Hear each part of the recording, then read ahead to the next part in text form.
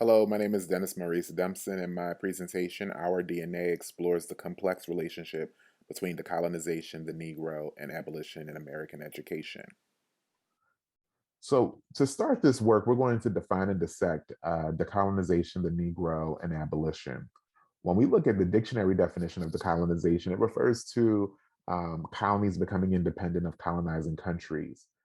And then when we look at the active definition, we're referring to an undoing of that colonialism, recognizing that this place in itself, United States, American education, American democracy, does not exist without colonialism, and that is what we are undoing. Audre Lorde provides great scholarship in this as well too.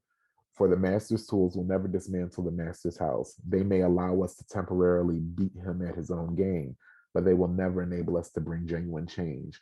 And what she's referring to too is also this concept that the colonization is not just in the actions that we do, it is really in the mindset, not seeing the master's tools as the only source of our advancement out of it. Which really brings us to a great point when we discuss the Negro. And when we talk about that, the definition, of course, is a dark-skinned group of people originating from Africa south of the Sahara, relating to Black people. And an active definition for this particular presentation is better sought by referring to the relationship to Black people as disruptors, advocates, and resistors of American education and leaders of the articulation of American democracy in that regard. And the reason why it's important to really talk about is because we oftentimes experience something which is bondage to binding.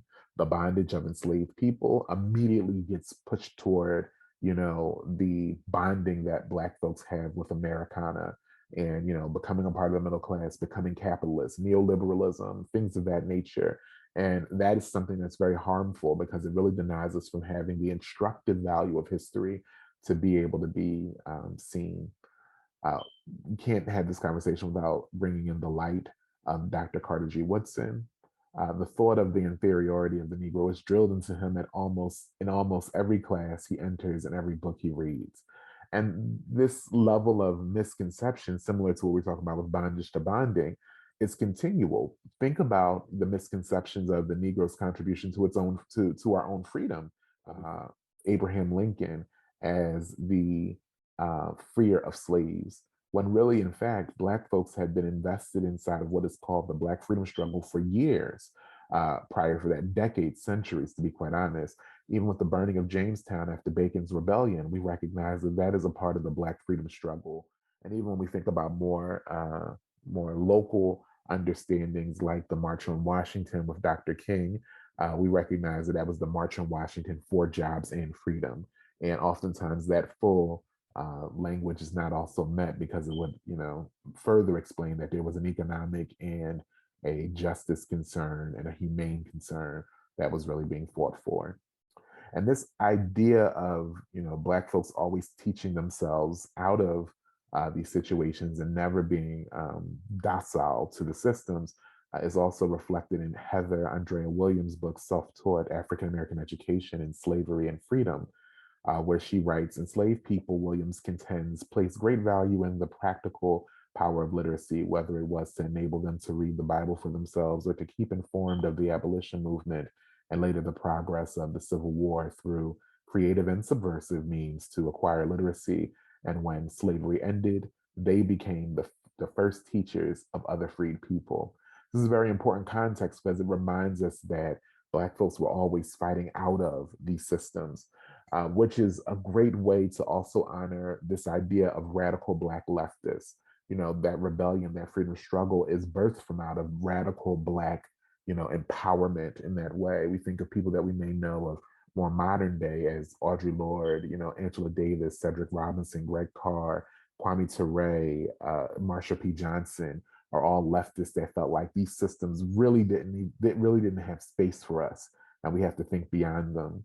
And that's not to be confused with Black liberality, like when we talk about Martin Luther King, Booker T. Washington, or Barack Obama, even. And going on with this idea of Black folks continuing to teach ourselves throughout the entire South, an effort is being made by colored people to educate themselves in the absence of other teachings. They are determined to be self-taught. That was John Alvord, 1865 Freedmen Bureau's expector of school. And the scholarship continues. Again, this education of the Negro is important. Teaching Resistance, Radicals, Revolutionaries, and Cultural Subversives in the Classroom, edited by John Mink. And then a newer book, Fugitive Pedagogy by Dr. Jarvis Givens, reflects on the art of and Black teaching of Carter G. Woodson. Now, when we talk about abolition, the dictionary definition is an act of abolishing or formally ending a system or practice or institution in some way. And then the active definition is one that we've taken from Dr. David Stovall, a demand to end a practice that persistently dehumanizes and marginalizes. And that is when we start talking about the Clinton era of prison expansion in 1994, which leads to 60,000 youth incarcerated on any given day. California built one new prison per year during that time, and only 3 states in the United States actually have an appropriate requirement of 250 students to one counselor in the entire country. Reform got us here. Abolition is the practice of seeing our way out, as scholars would recommend. And then when we look at some additional scholarship, we again go back to Stovall, born out of struggle in the 21st century Germ Coast schools. Stovall also writes, if your work is informed by supporting the remedy of injustice, you are going to be constantly reminded of the political nature of your work as educators. So we have no way out of it other than to be able to approach it. Our DNA, decolonization, Negroes, and abolition, it's informed the ways that we see justice work done today, that we see social justice of today in education, in the political state, and beyond. What I think is very interesting is that it's inspired movement culture, even in the ways that we have seen white people and whiteness enact this as well, in violent ways and territorial ways, simply by Black folks or any marginalized group being able to have access to it.